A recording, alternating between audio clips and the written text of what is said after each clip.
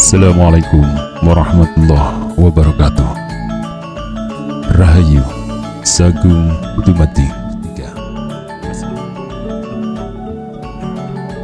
Akan tetapi, Lembang Laut melihat mayat-mayat yang berkelimpangan berserakan di sana.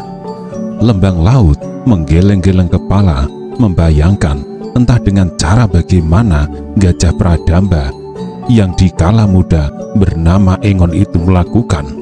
Dalam pada itu, Gagak Bongol mendengar sebuah suara yang agak ganjil. "Gila!" desis Gagak Bongol. "Suara apa itu?" Riuh sekali. Suara itu suara birahi. Dengus laki-laki dan perempuan tanpa tedeng aling-aling melepas lenguh nafsu. Gagak Bongol yang merasa penasaran melangkah mengendap-endap, ingin mengetahui apa yang sebenarnya tengah berlangsung riuh. Gagak Bongol menggeleng-geleng kepala menyaksikan apa yang terjadi.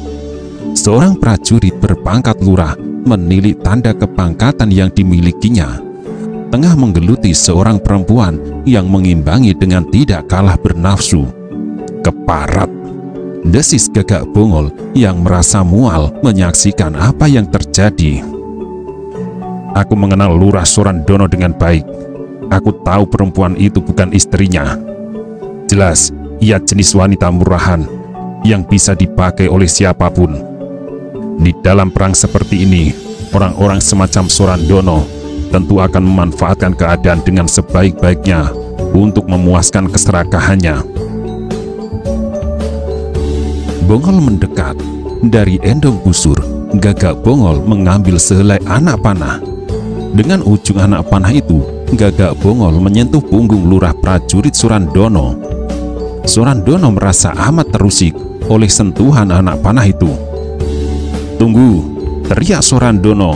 "Aku masih belum selesai. Tunggu giliranmu." Gagak Bongol hanya mendengus. Dengan sekali ayun, pedang di tangan kanannya menyambar deras ke arah Sorandono yang langsung berteriak keras meregang nyawa. Perempuan yang dikeluti Sorandono terbelalak amat kaget. "Waktumu hanya sedikit untuk pergi dari hadapanku," berkata Gagak Bongol dengan nada amat sangar. "Cepat kau pergi, atau kau memilih mati menyusul laki-laki ini." Dengan gugup wanita itu menyambar pakaiannya, menutupi tubuhnya ala kadarnya, lari tunggang langgang meninggalkan tempat itu. Begitu gugup wanita itu sampai harus jatuh bangun saat melintasi pintu. Gagak Bongol menyiapkan sehelai pisau terbang ketika pintu berderit.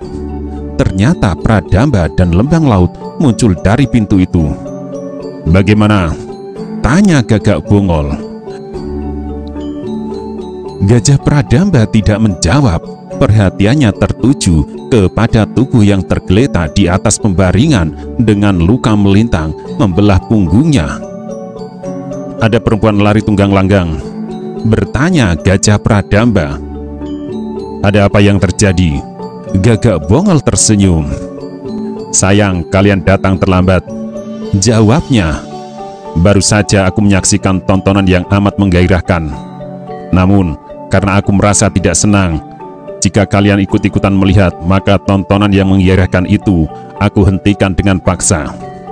Gajah Pradamba dan Lembang Laut memandang Gagak Bongol dengan tatapan mata datar. Dua prajurit pilihan dari pasukan Bayangkara itu kemudian memperhatikan mayat yang tergeletak di depannya. "Tidak usah kita bayangkan apa yang terjadi," ucap Lembang Laut. "Tidak baik untuk anak-anak." Gagak Bongol dan Gajah Pradamba tidak bisa menahan senyum. Dalam perang dan keadaan yang gawat, masih bisa-bisanya mereka bercanda dan guyon. Ketiga prajurit pilih tanding dari Kesatuan Khusus Pasukan Bayangkara itu kemudian memeriksa segenap ruang. Namun, mereka tidak bisa menutupi kecemasan atas nasib Mahapati Aryatada. Tentu telah terjadi sesuatu padanya. "Laporkan kepada Kakang Bekel Gajah Mada," ucap Gagak Bongol kepada Lembang Laut. "Katakan, wisma kepatian telah dibersihkan." Tanpa banyak bicara, Lembang Laut meninggalkan tempat itu. Gagak Bongol dan Gajah Prandamba melanjutkan pemeriksaan. Meski tempat itu telah diadu, tidak ada jejak kejelasan nasib Mahapati Aryatada. Bahkan di beberapa sudut terlihat bekas-bekas perang dan beberapa prajurit pengawal Wisma Kepatihan terbunuh. Bagaimana? Gajah Mada menyongsong Lembang Laut. Lembang Laut tidak menjawab, tetapi dengan gerakan khusus isyarat tangan, Lembang Laut melapor bahwa pekerjaan pembersihan Wisma Kepatihan yang dikuasai musuh telah berhasil diselesaikan dengan baik. Bagaimana dengan nasib Paman Aryatada? Tanya Gajah Mada yang sudah tidak sabar lagi. Lembang Laut menggeleng. Wisma Kepatihan telah diduduki, jawab Lembang Laut.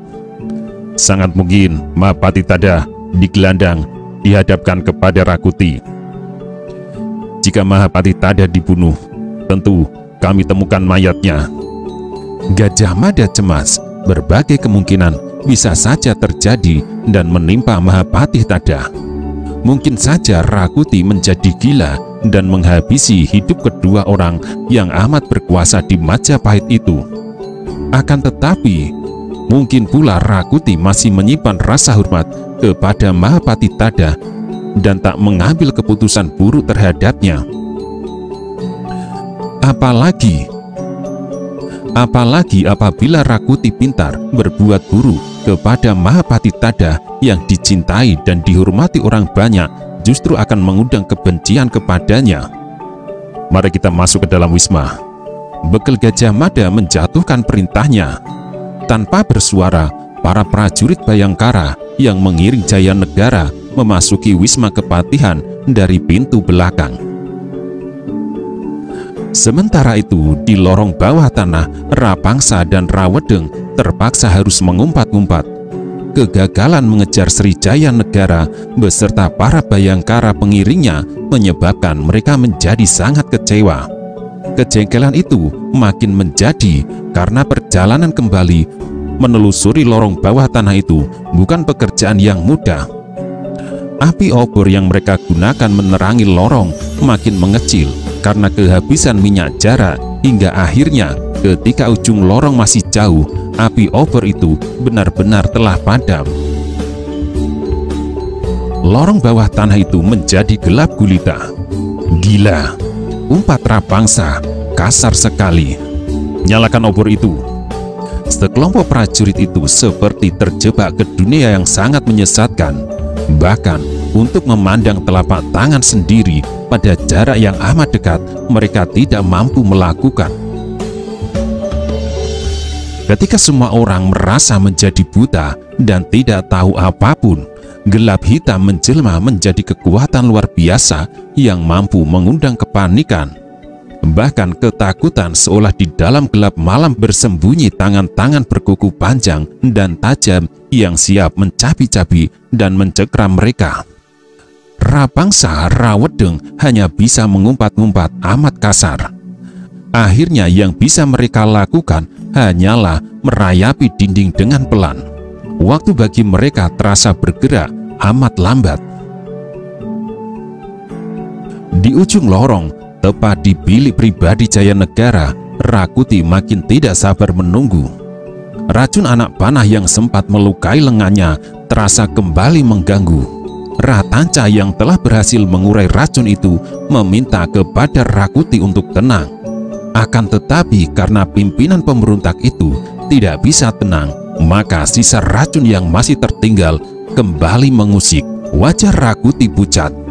Jayanegara harus berhasil ditangkap, berkata Rakuti dengan nada amat geram. Aku tidak akan tenang menjadi Raja Majapahit selama Jayanegara masih hidup. Jayanegara nantinya akan menjadi duri dalam dagingku. Sewaktu-waktu Jayanegara dan Gajah Mada akan kembali mengganggu ketenanganku. Dengan tatapan datar tetapi syarat teka-teki, Ratanca menatap wajah Rakuti. Tidak ada gunanya semua yang kau peroleh ini jika akhirnya kau harus mati, Rakuti. Rakuti kaget oleh ucapan itu. Dipandanginya Ratanca dengan tatapan mata tak berkedip. Apa maksud ucapanmu? Rakuti bertanya sambil mencuatkan alis. "Jangan kau abaikan peringatanku," jawab Ratanca. "Jika kau tidak mau menenangkan diri dan banyak bergerak, maka sisa racun itu selemah apapun akan menjadi sumber kesulitan bagimu. Sebagian darahmu yang membeku akan menyumbat pembuluh-pembuluh darah yang menghentikan detak jantungmu. Kalau sudah demikian, kau bisa berbuat apa?" Rakuti memandang Ratanca dengan sangat tidak senang. Akan tetapi Rakuti memang tidak bisa menolak kenyataan bahwa detak jantungnya bagi dipacu lebih kencang. Bahkan matanya agak berkunang-kunang. Rakuti segera duduk di sudut pembaringan yang biasanya digunakan oleh Jaya Negara. Betapa empu alas tempat tidur itu memancing keinginan Rakuti untuk mengelus-ngelusnya. Rakuti bahkan segera membaringkan diri dan memejamkan mata. Mulut pimpinan pemberontak itu menyunggingkan sebuah senyum, gambaran kepuasan hatinya yang tiada terkira karena telah berhasil menjungkalkan Srijaya Negara dari singgasana. Apa yang selama ini dipendam dalam hati dan selalu menjadi angan-angan telah menjelma menjadi kenyataan.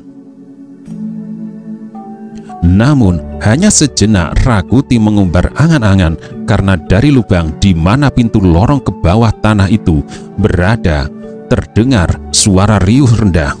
Rapangsa dan Rawedeng dengan nafas tersengal-sengal keluar dari lubang itu, disusul oleh beberapa prajurit yang semula mengiring mereka.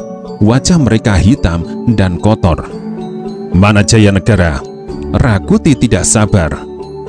"Kalian berhasil menangkap?"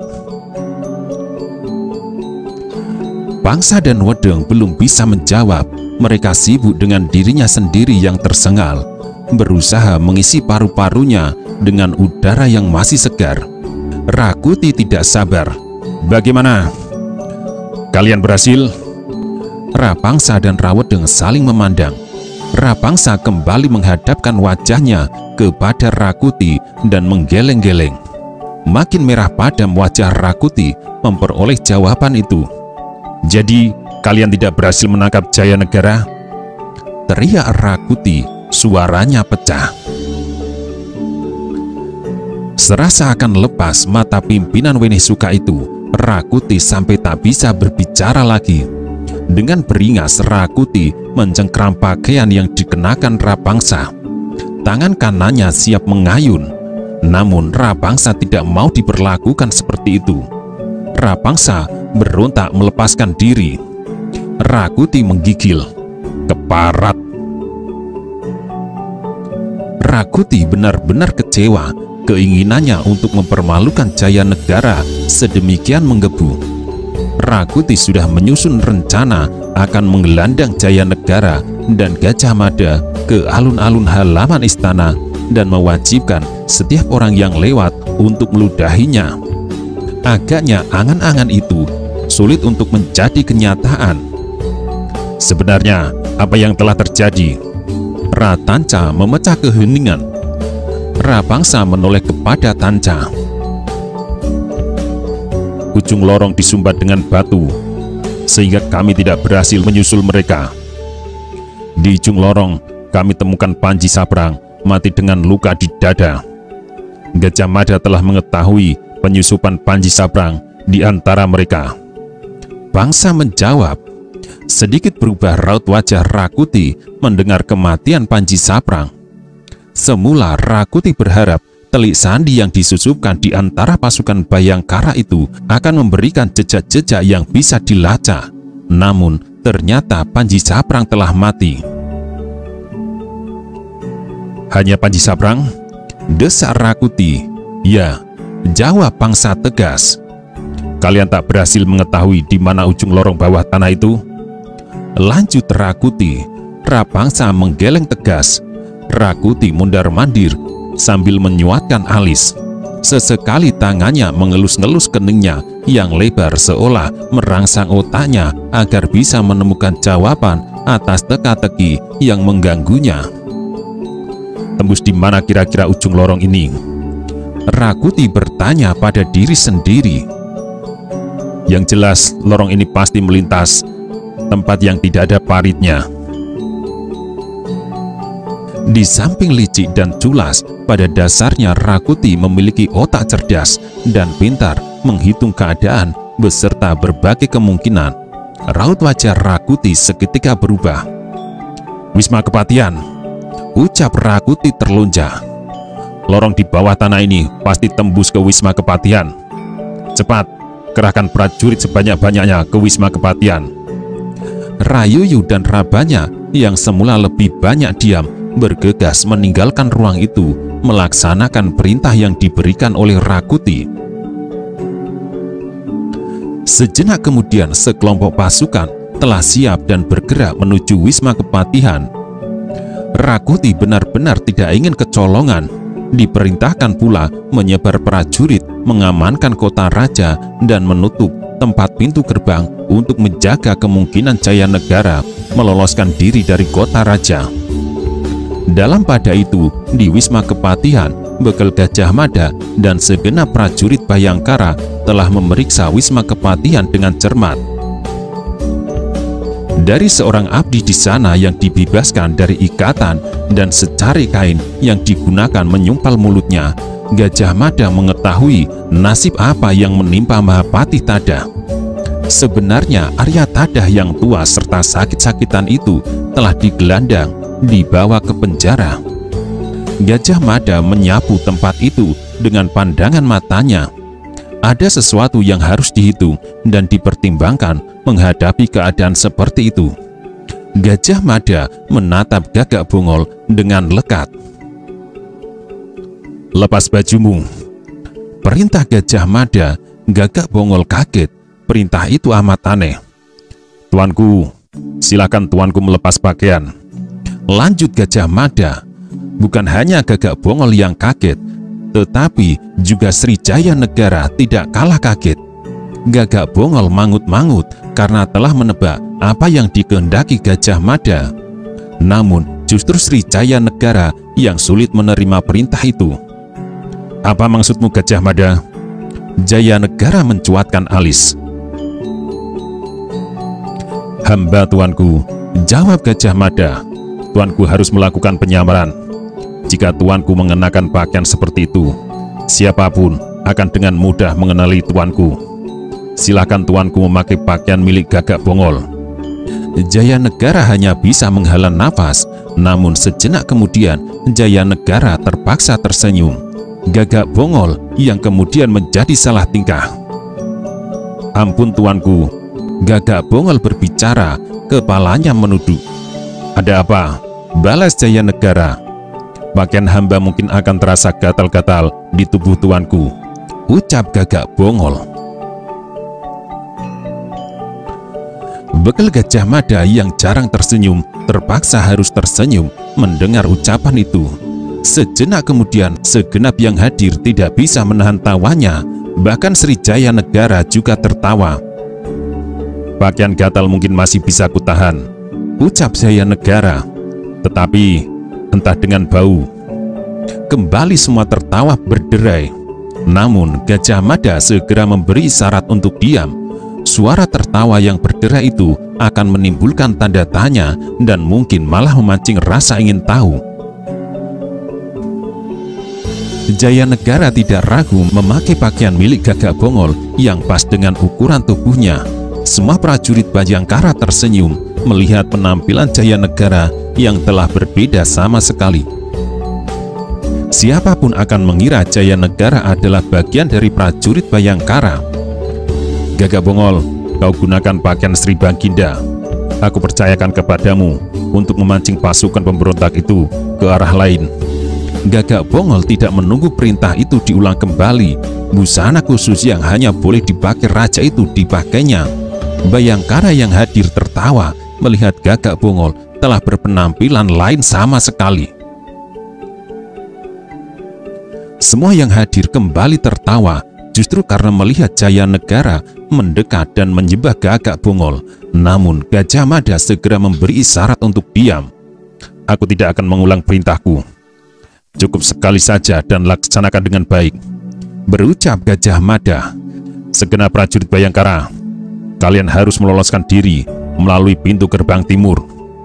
Mungkin kalian bisa memanfaatkan kuda-kuda yang dimiliki Ki Jayang Suro. Upayanya para pemberontak itu benar-benar merasa yakin Tuanku Jayanegara bersama kalian melarikan diri ke arah timur. Akan halnya bagaimana dengan Tuanku Jayanegara, itu urusanku. Bekel Gajah Mada menghentikan sejenak rangkaian kalimatnya. Matanya kembali menebar menggerutaki semua wajah yang hadir di hadapannya. Untuk beberapa saat, mungkin kita akan bercerai-berai. Akan tetapi, setelah itu, ku minta kalian untuk menyusulku ke Rakyat. Kalau sampai besok petang, kalian belum muncul juga di Rakyat, aku akan meninggalkan kalian ke sebuah jurusan yang tidak perlu aku sebut kemana. Apakah ada yang ingin bertanya? Tak ada yang bertanya, semua perintah yang diberikan pimpinan mereka telah cukup jelas. Rakyat yang dimaksud adalah sebuah tempat di timur laut dari kota raja. Tempat juga yang disebut Kriyan tersebut merupakan anugerah raja pada para Dharma Putra Wenesuka yang masing-masing dipanggil dengan sebutan Rakyat.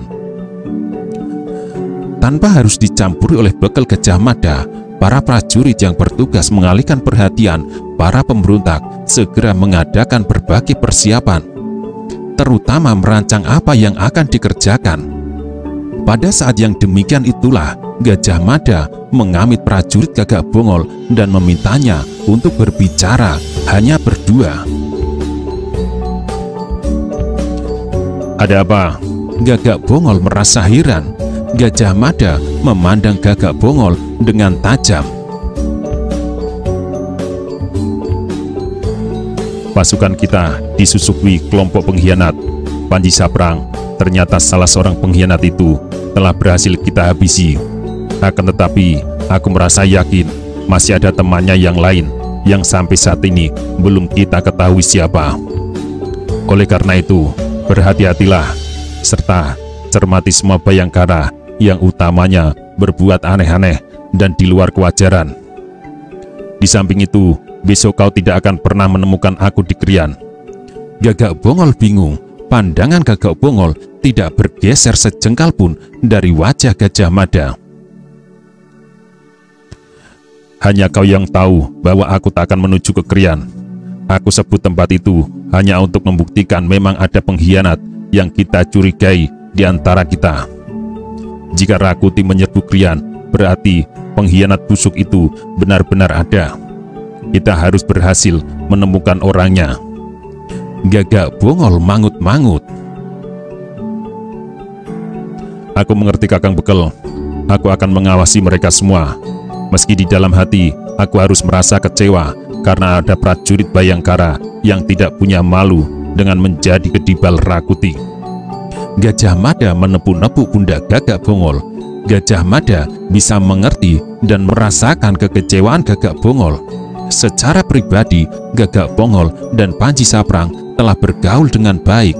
Keakraban yang terjalin selama ini mendadak terkoyak oleh kenyataan tidak terduga. Panji Saprang ternyata telik sandi yang disusupkan Rakuti. Hanya Kakang seorang yang mengawal Sri Jayanegara. Bagaimana dengan barang bawaan tuanku itu? Benda-benda itu bisa menarik perhatian banyak orang, berkata Gagak Bongol. Gajah Mada termangu berpikir, namun Gajah Mada menggeleng. Jangan pikirkan, aku akan mengurus. Gagak Bongol mengangguk. Selanjutnya, apa yang harus aku lakukan setelah tugasku memancing mereka akan selesai? Tambah Gagak Bongol. Kau sendiri punya gagasan? Balas Bekel Gajah Mada. Gagak Bongol terdiam. Tatapan matanya yang semula tidak menampakkan gejolak tiba-tiba menjadi berkilat-kilat. Malam hari akan menjadi wilayah kekuasaanku. Aku akan menyusup kembali ke kota raja untuk membebaskan Mahapati Aryatada dan menghadirkan mimpi buruk yang akan menghantui tidur Rakuti. Jawab Gagak Bongol tegas. Gajah Mada sependapat dengan gagasan itu. Apa yang akan dilaksanakan Gagak Bungol sebenarnya sama dengan perintah yang akan diberikannya. "Aku percaya kau pasti bisa melakukan," ucap Gajah Mada sambil menepuk-nepuk pundak Gagak Bungol. "Setelah kau sampai di Krian, bergeraklah ke Mojo Agung. Bertamulah kepada Ki Buyut Mojo Agung. Ki Buyut akan memberi petunjuk yang harus kau kerjakan." Gagak Bungol tersenyum. "Tampaknya kita harus bergerak sekarang," tambah Gajah Mada. Sejenak kemudian para prajurit Bayangkara yang mengawal Srijaya Negara itu telah bergerak. Seorang penduduk yang bertempat tinggal berseberangan dengan Wisma Kepatihan melihat sekelompok prajurit berlarian melintas jalan, melewati ladang pekarangan, mengawal Srijaya Negara. Dengan cekatan, para prajurit pilihan itu bergerak ke timur, menuju Wisma Jayang Suro, seorang saudagar kaya raya yang menekuni jual beli ternak kerbau dan kuda. Bahkan, untuk semua kebutuhan kuda para prajurit Majapahit, Ki Jayang Suro itulah yang memenuhinya. "Tuanku," berkata Gajah Mada, "kita tak mungkin bisa pergi dengan leluasa jika harus membawa kedua peti itu. Oleh karena itu, sebelum hamba mengamankannya, hamba memohon izin untuk mengetahui isinya." Jaya Negara membuka kedua peti itu. Dua peti berukuran besar itu berisi berbagai perhiasan emas dan permata yang memang berkesanggupan untuk mengubah akal waras seseorang. Jaya Negara memandangi wajah Gajah Mada. Dengan cekatan bekal Gajah Mada menutup kedua peti, kemudian mengikatnya dengan tali jangat. Dengan gesit bekal Gajah Mada memanjat tiang dan menarik salah satu peti itu untuk puwungan Wisma ditempatkan di tempat yang tidak terlihat. Gajah Mada turun.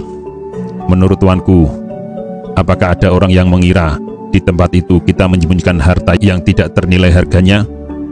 Jaya Negara menggeleng. "Kurasa tempat itu cukup aman," jawabnya. "Mari tuanku," berkata bekal Gajah Mada setelah mengamankan peti berikutnya. "Kini giliran kita yang meninggalkan tempat ini." Hanya berselisih waktu sejenak. Setelah semuanya pergi, para prajurit pemberontak di bawah pimpinan Rayuyu dan Rabanyak datang. Dengan sigap mereka mengepung Wisma Kepatihan. Rayuyu dan Rabanyak menjadi tegang ketika melihat mayat-mayat bergelimpangan di halaman Wisma. Bahkan di semua sudut justru mayat-mayat anak buahnya. Dengan isyarat tangan, Rabanyak memberikan perintah. Prajurit bawahannya segera bergerak berlarian memeriksa semua sudut. Namun Rayuyu dan Rabanyak kembali harus menelan kekecewaan karena mereka datang sesaat lebih lambat. Mendidih serta bergolah isi dada Rabanyak ketika melihat dinding ruang dalam melihat sebuah tulisan yang tampaknya memang ditinggalkan untuk mereka. "Mimpi buruk akan segera membayangimu, Rakuti." Dengan demikian isi tulisan itu di dinding. "Kami akan datang lagi untuk menggantungmu di tengah pasar. Jangan harap kau bisa menjamah Jaya Negara, karena justru kau dan segenap kaki tanganmu yang akan diikat di depan pasar dan semua orang akan mengencingimu. Dari kami, para Bayangkara." "Keparat," umpat Rabanyak dan Rayuyu hampir bersamaan. Rabanyak benar-benar marah, tidak mau menguasai diri. Pintu butulan ditendangnya dengan amat keras hingga pecah berantakan. Tetapi pintu itu rupanya terbuat dari kayu jati yang sangat keras dan tebal. Rabanyak mengadu-ngadu kesakitan.